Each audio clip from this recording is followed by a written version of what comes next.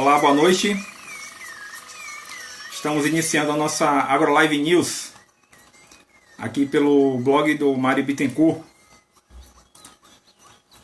Grato a todos que nos acompanham. A AgroLive News, ela traz para você que está aqui notícias e entrevistas sobre o agronegócio na Bahia. A AgroLive News tem o apoio do site Marketing no Agronegócio. Acesse www.marketingnoagronegócio.com.br. Lá você encontra várias dicas para se destacar nas redes sociais. Tem e-books grátis, vídeos e diversos materiais sobre marketing e redes sociais, entre outros temas do nosso agronegócio. Acesse www.marketingnoagronegócio.com.br. Agradeço a parceria das páginas Bahia Agrícola e Agroagenda, ambas no Instagram, pela divulgação desta live. Um abraço para Yuri Carvalho, do Bahia Agrícola, e Araquém, da Agroagenda. Parceria firme aí que a gente mantém. Estamos sempre aqui à disposição também. E hoje vamos falar sobre drones na agricultura de precisão com Thiago Firmato.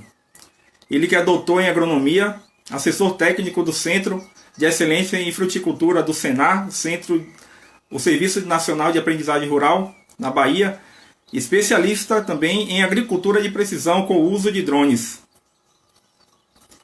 E para você que nos acompanha, tenho uma pergunta. Como você tem monitorado a sua safra?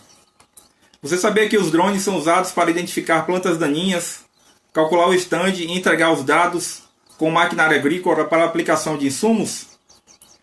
Com a tecnologia oferecida pelos drones da Horus Aeronaves, você pode ter até 50% de economia, melhorar seu trabalho em campo e aumentar a produtividade na lavoura. Acesse horusaeronaves.com, converse com um especialista e dê os primeiros passos para diminuir os custos com perdas e insumos caros. A Horus oferece 4 aulas grátis sobre mapeamento com drones para você que participa da AgroLive News. Inclusive, vou disponibilizar o link aqui no nosso comentário para as pessoas poderem acessar esse link. Vou fixar aqui. Daí vocês podem acessar o link e ter acesso a essas 4 aulas grátis sobre monitoramento agrícola, monitoramento com drones, né, pela Horus. E agora a gente vai adicionar Thiago Firmato, ele que já está aqui presente na nossa live, para a gente iniciar a nossa conversa.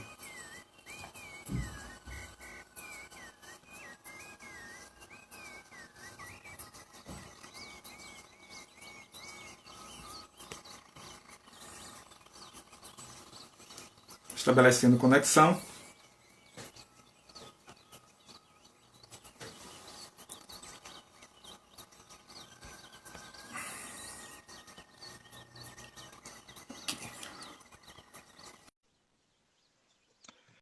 Estamos estabelecendo conexão com o Thiago para a gente começar a nossa AgroLive News. Pronto. Ajeitar aqui para ficar melhor. Olá, Thiago, boa noite. Boa noite, Mário. Tudo bom? Tá escutando bem aí? Tudo bem, graças a Deus. Grato por ter aceito o convite dessa live. Muito importante para a gente estar conversando a respeito do assunto, né, sobre drones na agricultura de precisão. Com certeza. E para a gente iniciar nossa conversa, eu gostaria que você definisse, né, primeiramente, o que é agricultura de precisão. Pronto. Grato mais uma vez pela sua presença. Obrigado você por oferecer esse espaço. Eu acho que ele é muito importante também para a gente estar divulgando o agro, fazer esse marketing positivo do agro aí, que é quem impulsiona, né, todas as nossas riquezas e é quem vai segurar aí a gente nessa pandemia.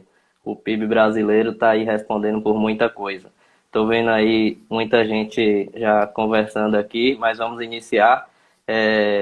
A ideia de falar de drone é um fator muito positivo, Mário. A gente precisa alavancar isso na Bahia, principalmente no interior, o pequeno e o médio agricultor. Isso é muito bem visto para o grande agricultor e é interessante que todo mundo tenha ciência do conhecimento disso daí. Então, o que que seria a agricultura de precisão? Ela é uma prática que deve se realizar a coisa certa, no lugar certo, na hora certa e principalmente com a pessoa certa. Isso tudo para ter uma informação na tomada de precisão, então, na tomada de decisão. Essa é uma definição que não vem da minha cabeça, isso é uma conversa entre vários cursos que a gente tem aí presenciado, o próprio laboratório lá de agricultura de precisão do sul do país, o LabSul da Universidade Federal de Santa Maria, através do professor Antônio Santos, ele preconiza bem isso, certo na hora certa e com a pessoa certa. Aí você fala, você está de brincadeira com a pessoa certa, né, Thiago? Não, é porque a pessoa certa ela tem que estar capacitada para estar operando esse tipo de, vamos dizer assim, de aparelho que está na mão dele. Então, a partir disso daí, a gente vai mensurar, né, que é medindo que a gente consegue gerenciar a propriedade rural. A gente não consegue gerenciar aquilo que a gente não mede. Então, essa é a vantagem da agricultura de precisão. Maravilha. Tiago, e com relação ao seu trabalho com drones, né? Como é que foi que você iniciou esse trabalho seu? Bom, já tinha, eu já gosto de avião, era uma paixão, assim, desde de guri, vamos dizer assim. E na graduação eu tive a oportunidade de estagiar, né, trabalhando com a parte de execução de pulverização aérea. Ali na região de Bitupã, na EAO Agrícola, com o pessoal ali da Módulo Rural. Então a gente conseguia visualizar várias necessidades, várias vertentes para a agricultura. E aí foi batendo papo com o Lauro, que é um piloto de pulverização aérea, que ele já estava uma larga escala aí na aviação civil, depois passou para aviação aérea, e aí foi me trazendo muita curiosidade. Eu comecei a ler. E aí, a partir disso, saí daqui, terminei a graduação, fui para São Paulo. Lá eu fiz a parte do mestrado, do doutorado na área de cana e comecei a ver tecnologia em São Paulo. E aí ainda não tinha dinheiro para investir. É sempre, naquele tempo ainda, a agricultura de precisão nessa área de drones, você precisava ter um pouco de cacife para estar metendo a cara lá dentro. Então, precisava levantar um fundo.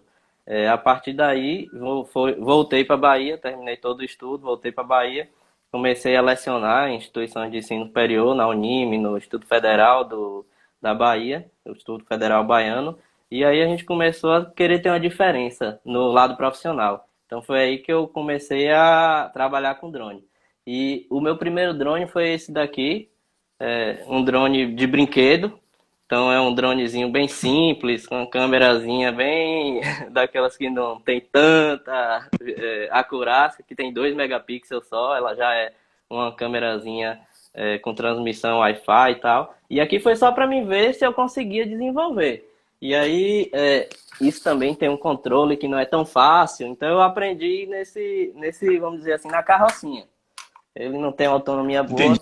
Aí depois dessa carrocinha, aí a gente começou a aperfeiçoar o trabalho. Foi onde eu fui para São Paulo, tomei curso com o pessoal da ExmoBoots, Peak4D, depois o pessoal da Drone Show Latin América, comecei a frequentar esse ambiente. Aí aqui em Salvador, com o pessoal da Equale, através do Dionísio, um grande parceiro e amigo nosso. Então aí a gente começou a despertar. Foi aí que eu comprei o primeiro drone profissional mesmo, que foi o Phantom, da linha Phantom. E aí foi onde eu comecei a deslanchar. O primeiro investimento meu no pequenininho lá foram R$ 600 na época.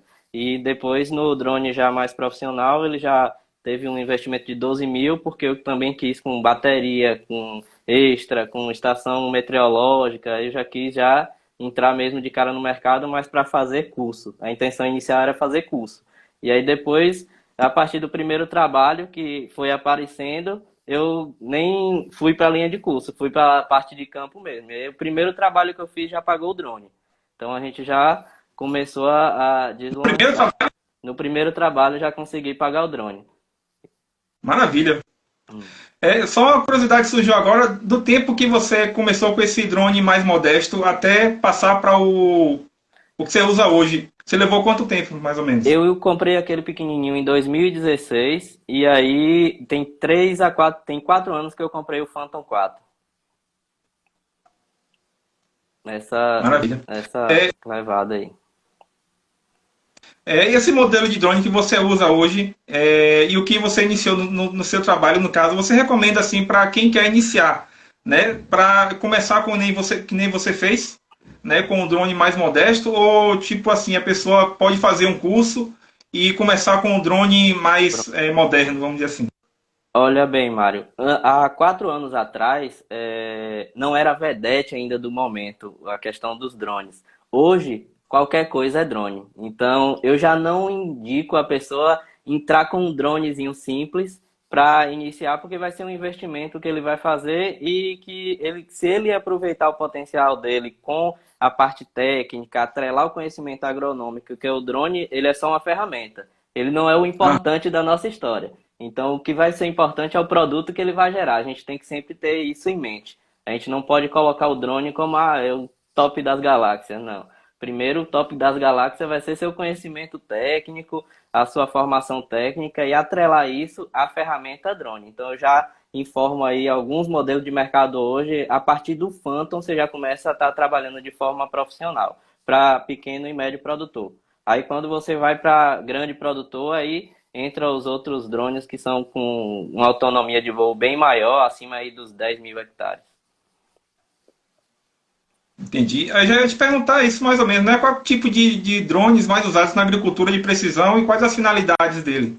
Pronto. Então, na agricultura de precisão, o uso do drone ele já está bem difundido. A gente diferencia os drones como asa rotativa, que são esses Phantoms, que no caso é esse Phantom aqui, que já se enquadra como um drone mais profissional, e ele é atrelado até a outros equipamentos, como um RTK, aí é que o trabalho começa a ficar profissional mesmo, porque aí você já tem uma acurácia dos dados, você já tem uma melhoria no produto final. Então é muito interessante você estar sempre trabalhando com a parte de um drone profissional, tendo um GPS de qualidade, esses multirotores eles já têm essa característica. Aí depois tem os asas fixas, que aí vem o EBI, vem o Batmap, vem o pessoal lá da Exmobots com o Arator. Então tem vários modelos de drone. E aí depois tem os híbridos também, né? Que ele é a parte da asa fixa junto com o rotor, junto com a hélice.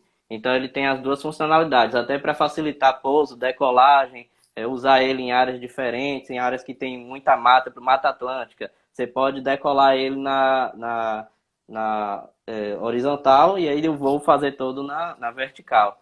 Então tem essa facilidade dos híbridos, né?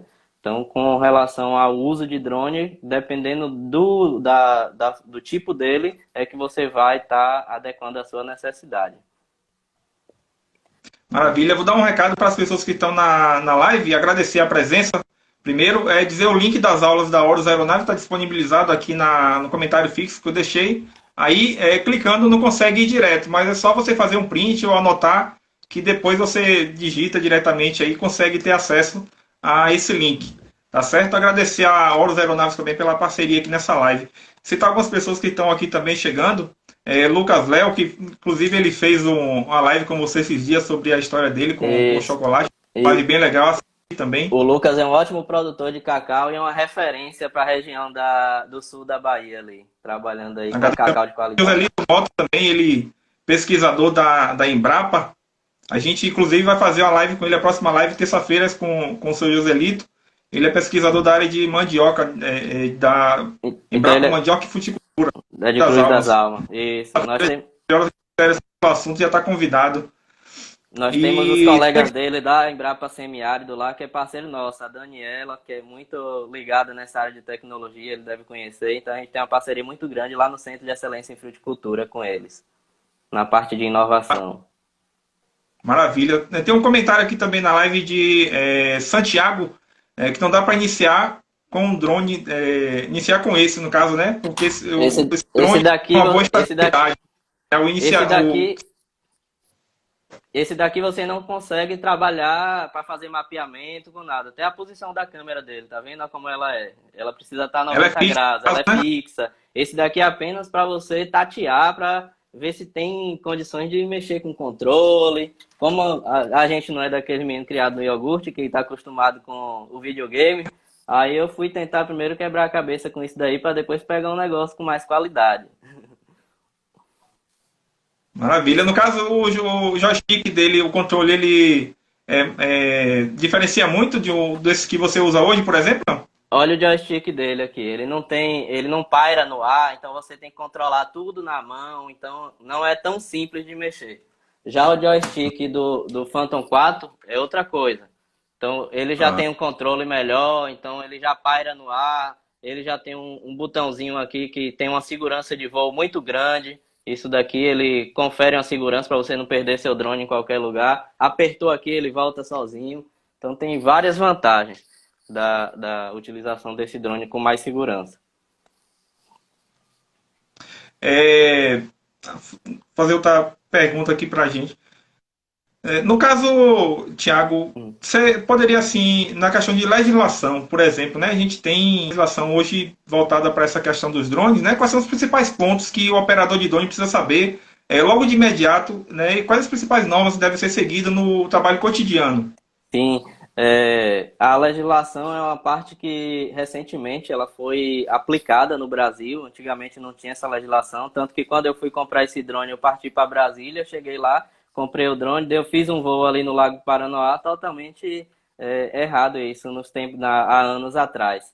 E hoje já tem uma legislação que ela consegue trabalhar em cima do uso dos drones, né? Tanto no urbano quanto na agricultura. Nós temos três classes: classe um, classe 2 e classe 3. A classe um são os drones acima de 150 quilos, que já é aquele uso do exército para poderio bélico. É um drone com muito mais autonomia de voo, é movido aí até a querosene. Nós temos a classe 2, que é o drone abaixo de 25, abaixo de 150 até 25, acima de 25 quilos, que são esses drones intermediários. O pessoal da ExmoBots já foi a primeira empresa, né, a ter essa capacidade de produzir esse drone, ter essa licença para produzir esse drone. Também não é qualquer um que pode estar produzindo. E depois tem a classe 3, que é abaixo ou igual a 25 quilos, que é onde se enquadra esse nosso drone aqui, e os asas fixas, né? Então, esses são as três tipos de classe. Depois vem para a questão da visão do voo do drone. Então, tem o BVLOS, que é aquela hora, a forma de operar. Você está com o controle na mão e você não consegue visualizar o drone, então você não tem a linha de visada. Tem a Veloz, que é você com o controle e o drone, você consegue visualizar o drone. E tem também a Eveloz, que você precisa do auxílio de alguma pessoa do lado para estar visualizando o drone. E aí depois disso tem vou fazer um breve resumo aqui, né? De acordo com as classes, a diferença do aeromodelo, você não tem necessidade de aprovação ou autorização do projeto. Já para a classe 1 e a classe 2, você tem essa necessidade. E no caso da classe 3 também. No caso de limite de idade de operação, no aeromodelo, qualquer um pode pilotar. Já para outras classes aí, 1, 2 e 3, a gente precisa ter um limite, porque você está responsável civil e penalmente por tudo que você está fazendo ali com aquele drone na mão. Então você precisa ter maioridade.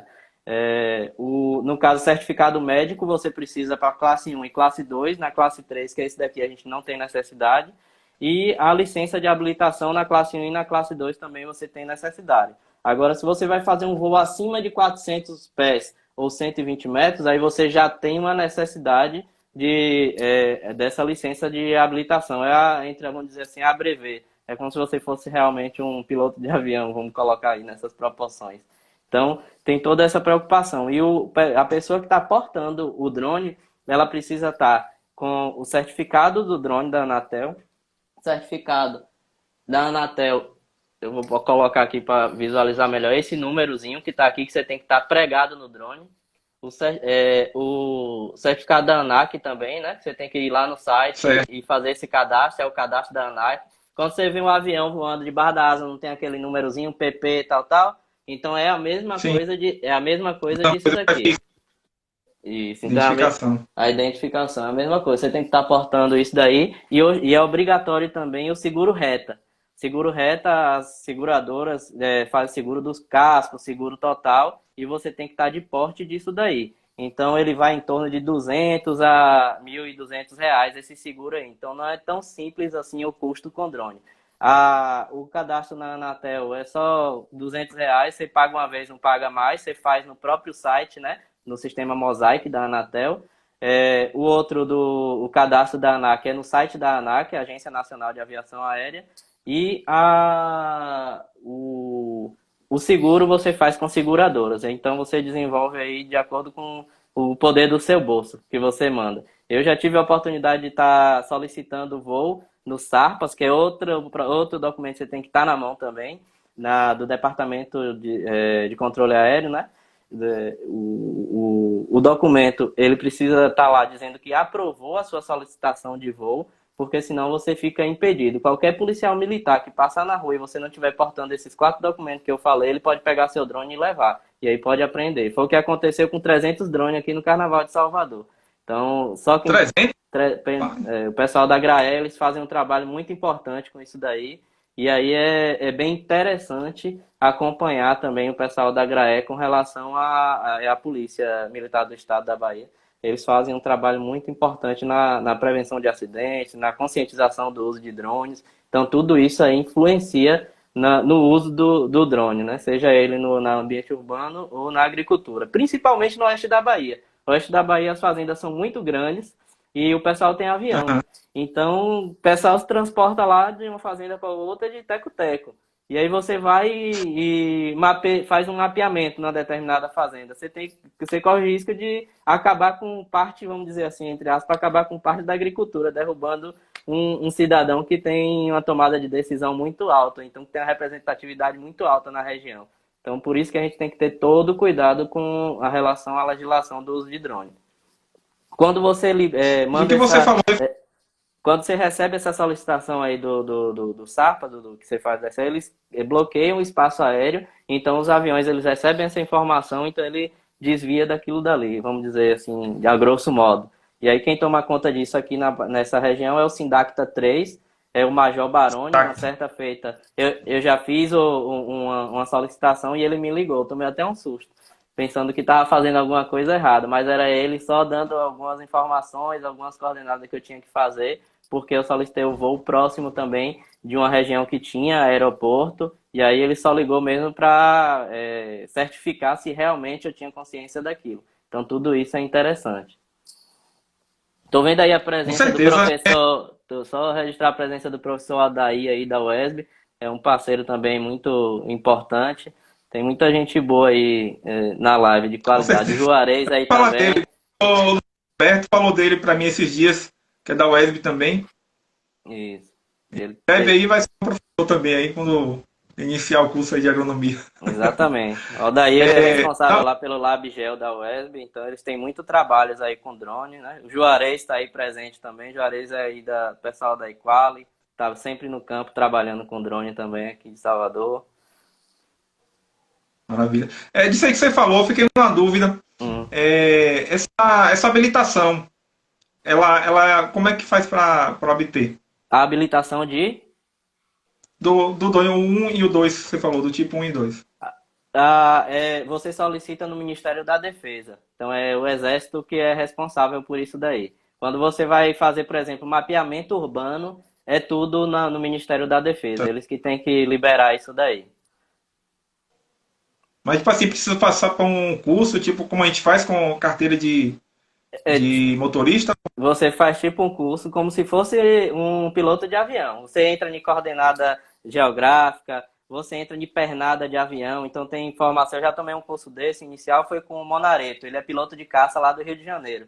Então as informações que ele passava, você faz cálculo de tangente, de seno, de cosseno, e a informação sobre conhecimentos aeronáuticos, que é a parte que ele sempre faz. Ele tem até um livro publicado, e aí a gente aproveita também para divulgar esse trabalho dele, que é importante. E é um cara muito acessível, um cara muito simples também, para estar conversando sobre isso.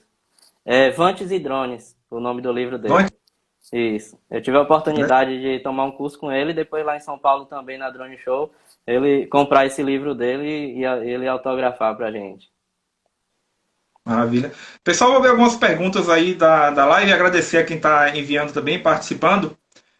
Aqui Alcântara, como o uso de drones podem contribuir com o manejo da fertilidade do solo e pragas? Aí é Luan, é lá de Remanso, a turma do Vale do São Francisco aí representando, né, Luan? Então isso daí é uma utilização muito importante, através de sensores. Quando a gente falar sensores, eu estou falando disso daqui, ó. Eu estou falando da parte da câmera dos drones, tá vendo? Então, quando a gente se referir a Tem. sensores, eu estou falando de câmera multiespectral, de câmera espectral, hiperespectral, de câmera LI, sensores de gás, de câmera RGB, de tudo isso daí. Então, quando a gente vai trabalhar na agricultura de precisão usando drone, a gente tem que ver qual é o serviço que a gente vai atuar. No caso da pergunta dele, para identificar, por exemplo, o nitrogênio, fósforo, a gente vai trabalhar com a câmera multiespectral ou hiperespectral. Uma câmera dessa está em torno de R$ 50.000, das melhores. Aí tem a Micasense, que é uma das marcas, que tem a Red Edge. Tem a Centera também, que é uma mais em conta. Ela está em torno de 27 a 30 mil reais. As mais baratinhas são aquelas Mapi, que é em torno de 3 a 4 mil, mas ela não tem uma acurácia no serviço. Então tem uma...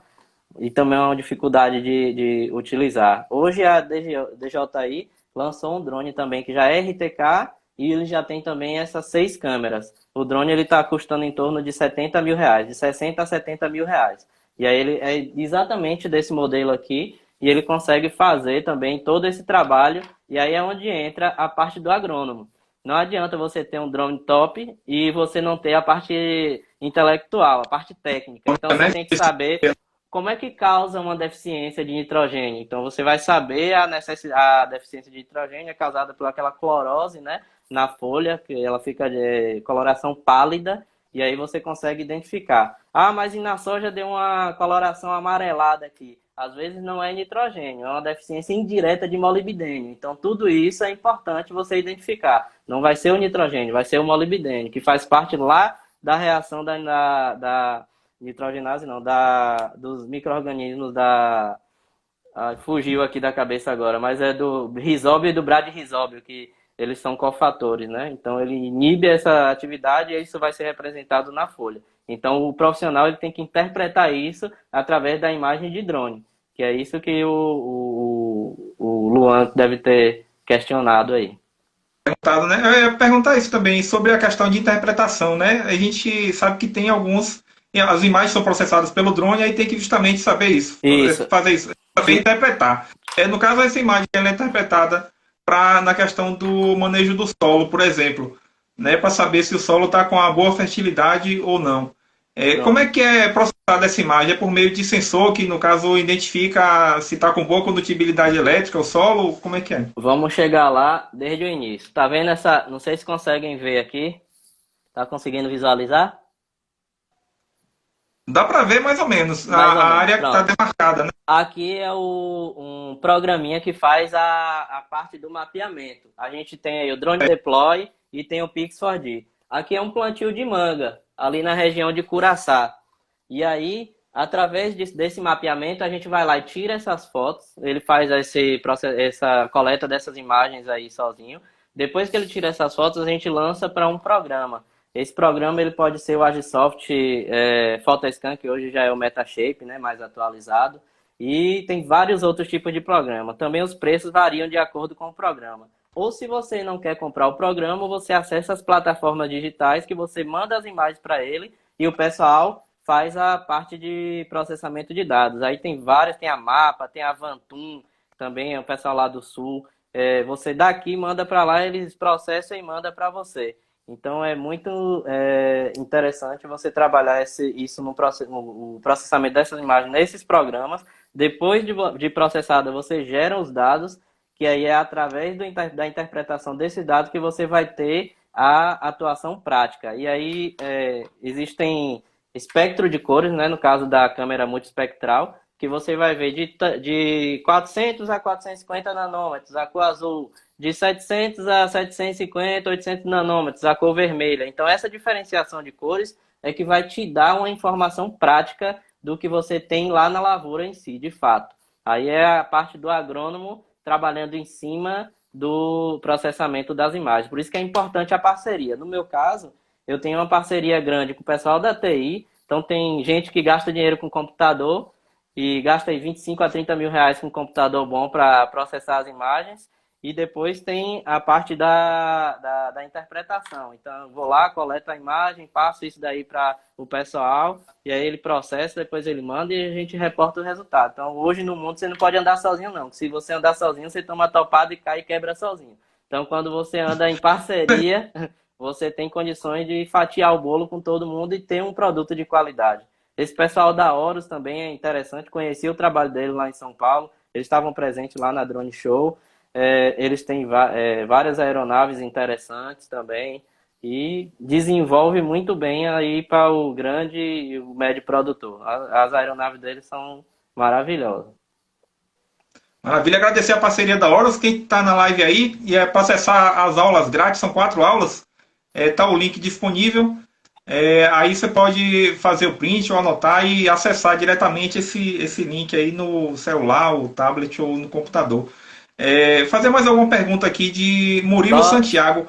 Qual é só o melhor programa para... Oi? mandar um abraço aqui para o Lúcio, ele mandar dando legal aí. Ele foi um cara que a gente fez um trabalho com drone na propriedade dele também. Foi um experimento aqui com o pessoal da UFBA, então foi uma coisa que gerou um resultado muito importante aí para a agricultura. Que bom, maravilha. Depois eu, inclusive, perguntar sobre esses trabalhos que você vem fazendo, dar alguns detalhes, exemplos práticos, né, dos resultados Uhum. que vem tendo. Fazer a pergunta aqui de Murilo Santiago: qual é o melhor programa para tratar as imagens capturadas em uma erosão de solo em uma propriedade? Com relação ao programa, o próprio Agisoft você consegue fazer o ortomosaico e do ortomosaico você desenvolver. Se você for lá no @TL Consultoria, você vai ver um videozinho que tem lá, que foi de uma fazenda que eu fui fazer um trabalho, fazenda com 1.000 hectares, a gente fez um mapeamento de uma determinada área de pastagem e o produtor ele estava pensando que a erosão estava pequena. Eu fiz um mapeamento dessa área e a gente identificou 16 hectares de erosão. Então ele tinha aí quase uma reserva legal, vamos dizer assim, de erodida. Então a gente conseguiu mensurar através do imageamento da área. Maravilha. Eu vou dar um recado agora aqui para quem gosta do marketing novo negócio. Acesse o site www.marketingnovonegocio.com.br. Lá você encontra várias dicas para se destacar nas redes sociais. Tem e-books grátis, vídeos e diversos materiais sobre marketing e redes sociais, entre outros temas do nosso agronegócio. Acesse www.marketingnovonegocio.com.br. E sobre os drones também tem um recado sobre o uso, né? Como você sabia que os drones são usados para identificar plantas daninhas, calcular o estado e integrar os dados com maquinária agrícola para aplicação local de insumos? Com a tecnologia oferecida pelos drones da Horus Aeronaves, você pode ter até 50% de economia, melhorar seu trabalho em campo e aumentar a produtividade na lavoura. Acesse horusaeronaves.com. Converse com um especialista e dê o primeiro passo para diminuir os custos com perdas de insumos caros. Lembrando que a Horus está oferecendo também essas 4 aulas grátis sobre mapeamento com drones, né, para você que participa aí da Agro Live News. E este link está disponível aí.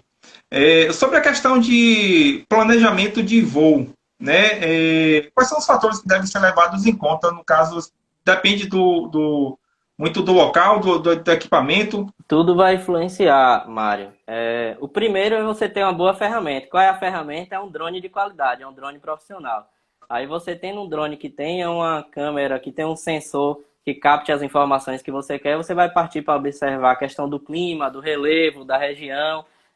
Você tem que se programar para a janela de voo, né? Prestar muita atenção nisso. A luminosidade influencia muito no trabalho final. Então, se você faz um voo de uma área de 1.000 hectares, 8 horas da manhã, e faz um voo meio-dia, sol a pino, a imagem de meio-dia com sol a pino vai ser top de linha. E você fazendo esse voo de 8 horas da manhã, você vai ter uma imagem um pouco menos nítida, vamos dizer assim, meio assombreada, vai ficar aquele lilás. Exatamente. Então, as nuvens também vão influenciar com a sombra delas. Ela vai trazer também a questão do trabalho, né? Vai definir um bom trabalho. Então, não pode ser assim com tudo nublado. Tem que prestar atenção para isso. Tem que também fazer o checklist de tudo. Quando você vai para a propriedade rural, você está se deslocando a 200, 300, 400 quilômetros de um centro urbano. Então, lá não tem carregador. ou você tem uma bateria carregada, ou você tem condições de Reserva. carregar alguma reserva, por isso que começa a encarecer. Uma bateria desse drone aqui, só tirar ela aqui para mostrar, por exemplo. Essa bateria, ela dá uma autonomia de voo aí para um mapeamento, 16 minutos, para qualquer outro tipo de trabalho, 30 minutos, mas ela custa R$ 1.000. Então, para você fazer um mapeamento de uma área grande, pelo menos umas 10 baterias aí você vai ter que ter para estar trabalhando bem. Só aí já foi R$ 10.000. Então, é interessante pensar também nesse custo, nesse aparato de aparelho que você tem na mão. Com relação aos pontos de controle, você tem que prestar atenção também que ele tem que ser todo marcadinho com o RTK para depois no programa você conseguir melhorar aí o seu produto final. É interessante você observar a área que você está voando também, porque não é todo local que você pode estar voando, se é no fly zone, então se tem aeroporto próximo, você precisa checar também a parte vamos dizer assim, do relevo. Então, se é muito acidentado, observar árvores elevadas para você não estar programando a altura e esse drone chocar com determinadas árvores. Então, tudo isso influencia. Tudo isso é importante levar em consideração. Todos os sensores também que fazem parte do mapeamento, é importante você checar se está funcionando, porque configuração depende de internet. Então, você precisa deixar tudo configuradinho para você chegar no campo e tá tudo ok. Se é distante de um centro urbano ou de algum ponto de internet. Maravilha. Teve um comentário aqui de Juarez Fiel Lima. Ele falou quando a gente estava conversando sobre a questão da legislação, né? Ele falou que existe uma discussão para uma legislação específica para o agro. Eu nem sabia dessa informação. Isso, como é que está aí? É novidade, mas ainda não tem nada publicado. A única legislação hoje padrão está lá na ICA 140, que é a legislação mesmo através da... É geral. Geral, isso, é geral. Mas se fizer essa para o agro vai ser bem melhor, porque organiza o setor e flexibiliza a utilização dos drones. Então a gente quer utilizar o drone de uma forma responsável e na agricultura a gente não tem tanta... vamos dizer assim, tanto crivo para estar utilizando o drone, como é na área urbana. Então a gente tem que tomar todo esse cuidado. Exatamente. Seria uma simplificação, então, né? E vamos colocar entre aspas isso daí, uma simplificação. Entendi. Que Rose Coelho aqui não sabia que precisava tanta coisa. É cheio de coisa, né? Então, Alves também, Cristiane Alves, tá também. Como faz para se inserir nesse mercado? Ela quer saber aqui como faz para fazer isso. Pode falar. Mariana, parabéns pelas informações. Não tinha noção dessas linhas para manusear um drone. Que bom que aí guarda referência. Deixa eu ver que tem também. Ela está querendo saber se você desenvolve o software que o drone usa para mapear. No caso, isso aí são empresas, Não, né? Isso são softwares que a gente compra. Né? Esses softwares, cada um, ele tem uma precificação no mercado e tem também vamos dizer assim, um gradiente de utilização. Tem a licença educacional, tem a licença padrão, tem a licença profissional. E aí, a partir do tipo de trabalho que você vai desenvolver, você pega essa licença. Um exemplo, você tem o PhotoScan, né, que ele está a partir de R$ 4.000 a licença educacional, o software para processamento de dados, e R$ 20.900 é o profissional. Então tem esse custo daí. Depois tem aí o pessoal que tem a plataforma, por exemplo, para você fazer as imagens e mandar. Tem a drone visual, custa em torno de R$ 600 a R$ 1.700 os planos mensais. A Mapa, que também está aí na internet, você digitar lá no Google Mapa, você vai achar ela de R$ 400 a R$ 1.200 por mês. Tem a Vantum também, que ela está em torno de R$ 30 a R$ 600.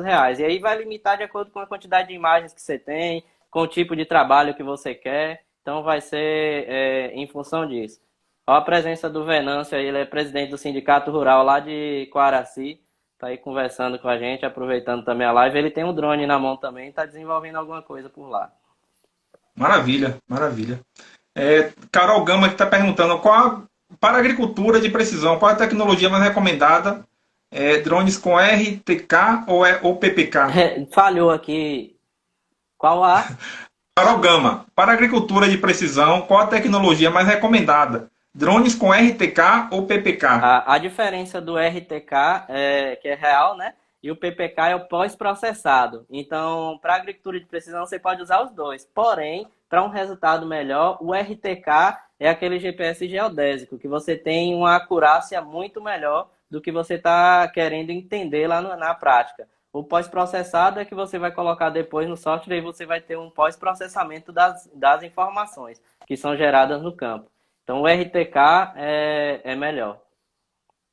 Mas você pode usar todos os dois. No caso do drone para agricultura, se eu usar só esse drone aqui para fazer tipo K, CFI, eu não preciso nem de RTK, nem de PPK e nem de GPS, porque o GPS dele ele já tem aqui embutido, né? E ele tem um errozinho. O erro vai de 1 a 3 metros, dependendo da situação do dia, né? Então, isso daí, eu fiz um trabalho que eu já consegui para fazer uma regularização ambiental para fazer prática, que não precisa de acurácia, não precisa de tanta coisa, que eu consegui 60 centímetros. Foi só o apino, estava tudo bonitinho, então eu consegui um erro de 60 centímetros, é muito bom. Já teve outro trabalho que eu consegui um erro de 1 metro, então estava dentro ali ainda também. Entendi. Mais uma pergunta aqui da Ana Cristina Alves. Vocês usam a linguagem Raspberry? Não, essa língua, eu nunca trabalhei com isso não, mas parece que é uma linguagem de computador, de microprocessado, mas eu nunca trabalhei com essa linguagem não. Aí é mais a galera do processamento, o pessoal do TI que desenvolve aí essa parte. Tem aqui Eduardo Teixeira, ele tem um drone amador DJI Spark. Consigo utilizar ele de alguma forma no manejo de um plantio de milho? Que informação eu consigo obter através de imagem feita por ele? Você conhece esse modelo? O Spark é um modelo de drone um pouco mais baratinho, mas ele não tem assim vamos dizer assim, um deslocamento muito bom, né? Ele é bem menorzinho e tal, tem a restrição do vento, tem a restrição de distância que você tem com ele. Para a área bem pequena, se você tirar uma foto aérea dele, você consegue visualizar a coloração da folha, por exemplo, do milho. Então aí você consegue observar, através da diferença da coloração dessa folha, uma deficiência de nitrogênio, por exemplo, pela coloração opaca, né, pálida que fica a folha. Então dá para fazer trabalho bem simples, mas não, vamos dizer assim, profissional, com o Spark. Eu não indico o Spark. Para trabalhar, já iniciar algum trabalho profissional, você tem que trabalhar iniciando aí de um Mavic Pro, de um Phantom 4, de um EBI, aí já parte para uma área maior, é um EBI, é um Batmap, é um Horus, as aeronaves da Horus também, tem uns asa fixas deles aí que são bem interessantes. Então é a partir daí. Entendi. Tiago, você já atua aqui na Bahia. Você falou que precisa avançar aqui o uso de drones, né? Eu quero saber de você, que tipo de trabalho você tem feito aqui? É mais na agricultura, na pecuária? Qual a demanda que está surgindo para você no seu caso? Eu vou colocar isso daí um pouco no passado, que tem alguns anos que eu passei já a trabalhar no Senar, então eu deixei um pouco essa parte prática de consultoria. Faço de forma um pouco mais esporádica, quando estou de férias, ou então em final de semana, e aí a maior parte da demanda era mapeamento mesmo de propriedade, e a maior parte o pessoal de criação de gado. Aí era para realocar piquetes, era para ver a altura de manejo de pastagem. Então dava para fazer, na maior parte, esse tipo de coisa. Agora, no sul, já é feijão com arroz usar esse tipo de tecnologia. A gente já teve aí essa oportunidade de visitar lá a cidade Não Me Toque, com o pessoal da Stara, e a gente viu o desenvolvimento que é a agricultura de precisão lá. A vivência deles é outra coisa. E aqui no interior que a gente precisa agregar um pouco mais com esses drones menores para o pequeno produtor. Acho que o que a gente precisa é trabalhar mais o pequeno produtor, o agricultor familiar, com o uso de drones, para a gente começar a decolar também na produção de alimentos aí dessa classe de trabalhadores, que é interessante. Mas foi isso daí. Esses dias a gente teve uma live com Zé do Espírito Santo, ele é presidente da Associação dos Cafeicultores do Oeste da Bahia. Eu, conversando com ele, ele falou sobre a questão do uso de drone, que tem sido usado bastante no Oeste da Bahia, na cafeicultura. Isso. Né? Essa semana também teve uma live com o pessoal da Copmac, né, a cooperativa mista agropecuária daqui de Vitória da Conquista, né? Uhum. E aí perguntei também sobre a questão da agricultura de precisão, o pessoal disse que tem sido usado bastante É, na questão da falha. fertilização do solo e também do uso de agroquímicos. Eles estão fazendo mais uma aplicação mais localizada, direcionada, né, como a Isso, agricultura objetiva fazer. isso, Né? E isso. aí essa pergunta que você falou sobre a questão essa resposta que você falou sobre do manejo de animais, né? Até responde até a pergunta de Murilo Santiago, aqui se é recomendado o uso e manejo de animais. Não, E tem outro, manejo de animais não. não, né? Não, não, é manejo de pastagem. A de pastagem que você falou, né? Não de animais, né? Ah, Isso, né? É. Com então, relação a manejo de animais, é outro tipo de agricultura de precisão. Aí é um curral inteligente, é ah, um uso de sensor, através da necessidade de alimento que aquele animal tem naquele coxo. Aí você consegue fechar uma porta através de um sensor, limitar a quantidade que ele vai ingerir. Então já vai ser outro ponto da agricultura de precisão. Mas tem condições de um trabalhar drone, com, né? mas não com drone, é. O drone mais na parte da pastagem. Então, respondido aí também para Santiago. E Eduardo Teixeira, que tem um drone. Ah, já respondi, já falou. Deixa eu ver aqui o outro. Lucas Donaire. Quantas baterias você possui? Ah, você falou que são quatro, né? Isso. É, eu comprei com um pouco mais de baterias, mas eu já vendi algumas. Hoje eu tenho 3 baterias. Entendi. Deixa eu ver mais participação aqui. De Alice Santana. Com quanto tempo de antecedência deve se comunicar aos órgãos de aviação? No caso, né, É. o Isso. planejamento de voo. É, você vai entrar no site lá do Sarpa, você chega ali no Google, digitou Sarpa, faz seu cadastro e lá que você vai solicitar autorização para voo. Então, se for a altura da sombra, né, o critério da sombra, você faz na hora, já é liberado. Se for acima de 400 pés, aí vai demorar 48 horas. Se for um levantamento aéreo, então vai demorar 48 horas, 18 a 40 dias, então vai variar de acordo com o tipo de trabalho que você vai fazer. Tem até um mês vamos dizer assim, a grosso modo, de antecedência para você solicitar aquele voo ali. Então é importante estar ligado na legislação mesmo para fazer tudo certinho com antecedência, né? Porque Com depois certeza. fazer isso na hora. Hoje, se você entrar no mercado e você trabalhar sem estar legalmente, você corre o risco de perder seu drone. Não é muito usual isso na Bahia, porque não tem tanta perna para essa fiscalização, mas pode ocorrer. Com certeza. Melhor trabalhar direitinho do que correr o risco, né? Até porque o investimento é alto. Exatamente. Elton Pasquini. Com drone dá para fazer contagem de animais no pasto? Ele quer saber. Dá sim, Você já acha que tem dá? até uma discussão sobre isso. Para Nelore é uma beleza, que os animais são tudo branquinho lá, né?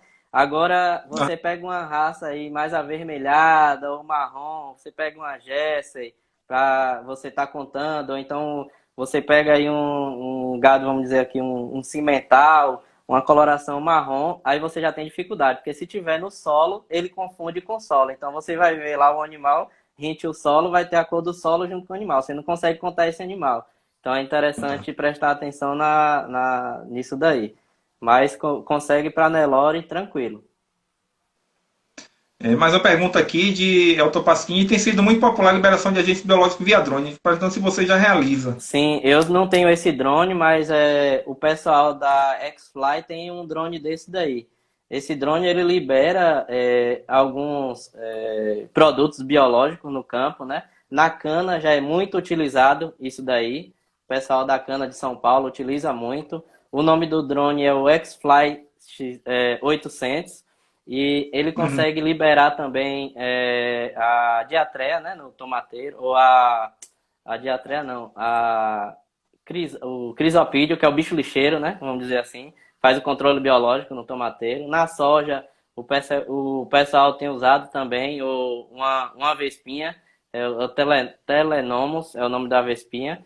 E para algodão, cana, fruticultura, olericultura, o pessoal usa muito o tricoderma também. O tricograma, quer dizer, tricoderma é um fungo. Tricograma que é a Entendi. mosquinha. Entendi. Aí você falou desse assunto assim, na questão do monitoramento de pragas e ervas daninhas, com que tipo de drone isso pode ser feito, no caso assim, para interpretar as imagens, né? Hum.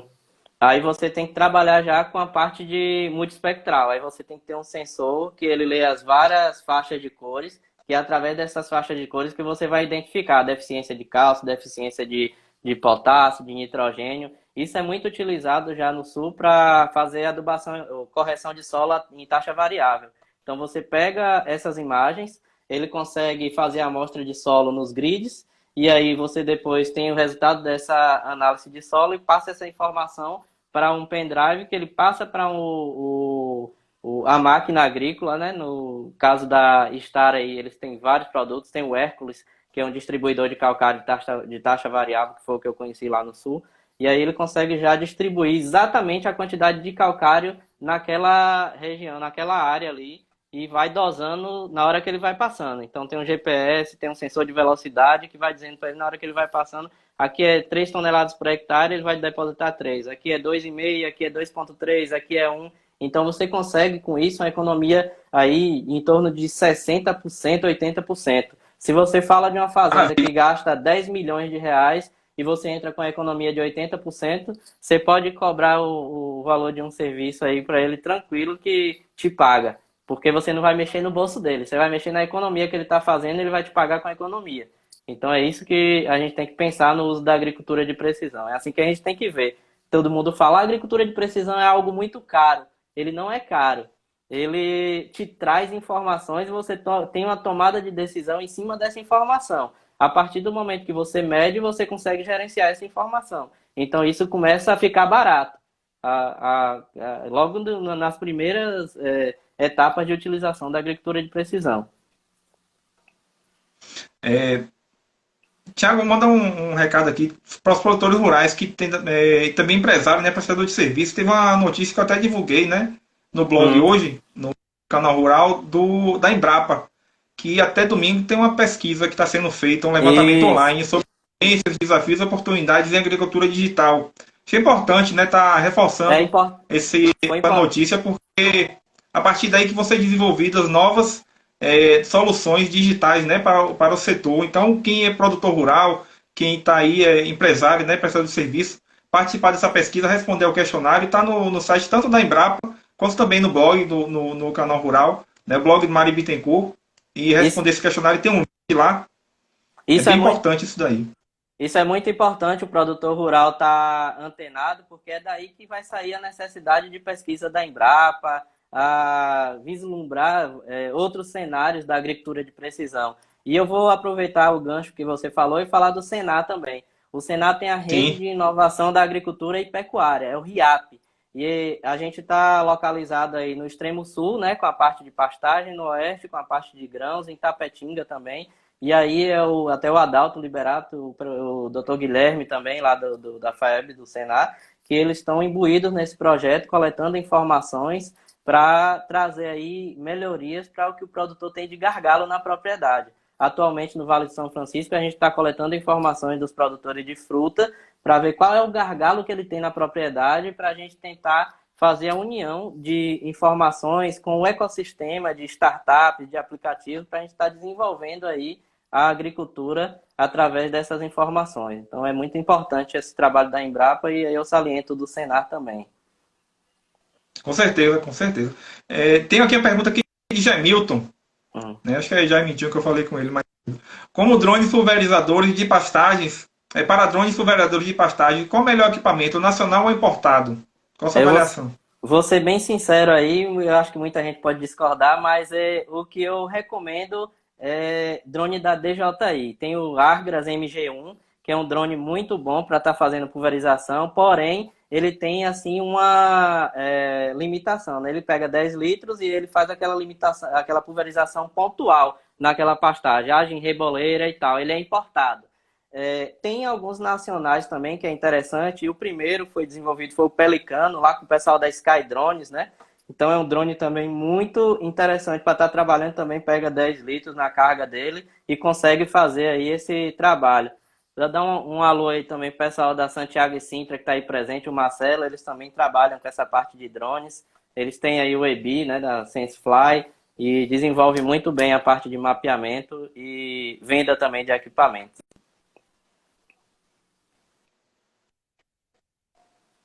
Maravilha. A gente está chegando ao final da nossa live. Mandar um recado aqui, um abraço também para o pessoal do site do Marketing do Agronegócio, né? Rodrigo Coppola, Capela, desculpe. O site Marketing do Agronegócio, www.marketingdoagronegócio.com.br. Lá você encontra dicas para se destacar nas redes sociais, tem e-books grátis, vídeos e diversos materiais sobre marketing e redes sociais. Acesse www.marketingdoagronegócio.com.br.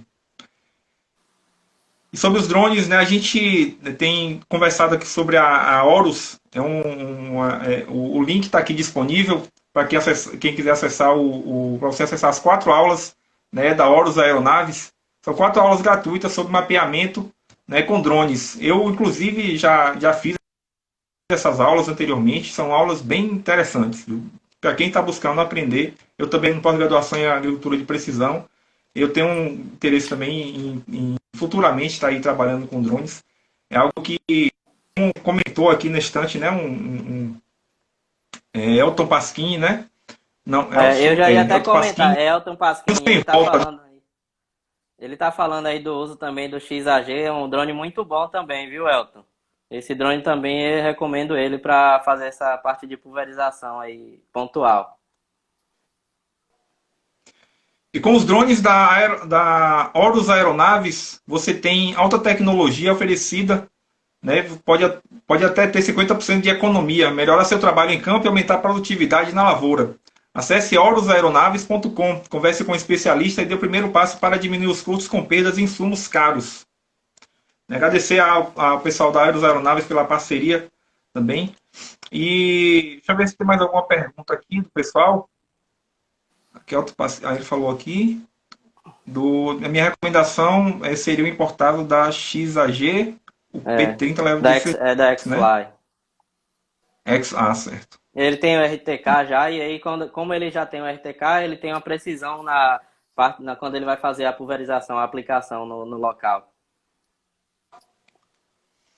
Deixa eu ver se tem mais uma pergunta.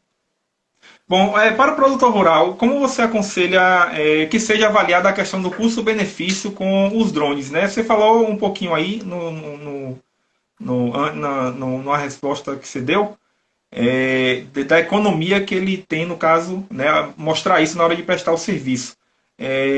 Isso seria o principal ponto para ele avaliar, no caso, do custo-benefício com o uso de drones? Isso. O custo-benefício vai da atividade dele. Se ele tem tudo gerenciado, tudo bem anotado, tudo bem embasado na propriedade dele, ele pode lançar mão da agricultura de precisão. E aí a agricultura de precisão não é só a questão do drone, é a questão também da parte de, vamos colocar aqui, informações zootécnicas, informações da parte de manejo de pastagem. Então tudo é um conjunto. O drone sozinho na propriedade dele não vai trazer um acréscimo, não vai trazer um rendimento. Então ele tem necessidade de buscar também todos os outros índices da propriedade. Não pode trabalhar só com drone, não. Então o custo-benefício para ele operar com o drone vai variar em função da atividade e da seriedade do trabalho dele na propriedade. Hoje em dia a gente tem que encarar a propriedade como uma empresa, não como um hobby. A partir do momento que a gente consegue encarar como uma empresa, a gente consegue vislumbrar e visualizar também determinadas operações e até onde a gente quer chegar. Qual é o objetivo da minha propriedade hoje?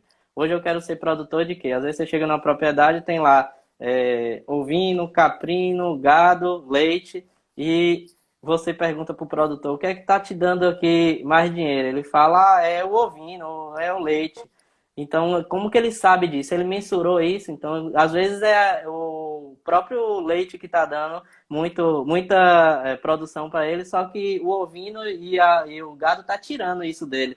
Ele está gastando lá com a parte de intervalo entre parto, ele não está fazendo direito. Então, tudo isso influencia. Ele está gastando com alimentação. Então, é importante utilizar a agricultura de precisão com conhecimento agronômico. A gente tem que ter uma técnica muito bem embasada, muito bem conformada na propriedade, para a gente estar atrelando aí esses conhecimentos, para estar usando de fato esse benefício na agricultura de precisão na propriedade. Tiago, tá dando aqui 20 segundos restantes. Eu quero te agradecer muito a você pela presença na live, muito informativa, muito legal mesmo. Agradecer a todos que participaram aqui, deixar aqui para você dar suas palavras finais aí. Pronto, agradecer a vocês. Eu ia falar um pouco do Centro de Excelência, se você quiser voltar, eu falo um pouquinho deles aí. Não, a gente, tranquilo, a gente pode voltar.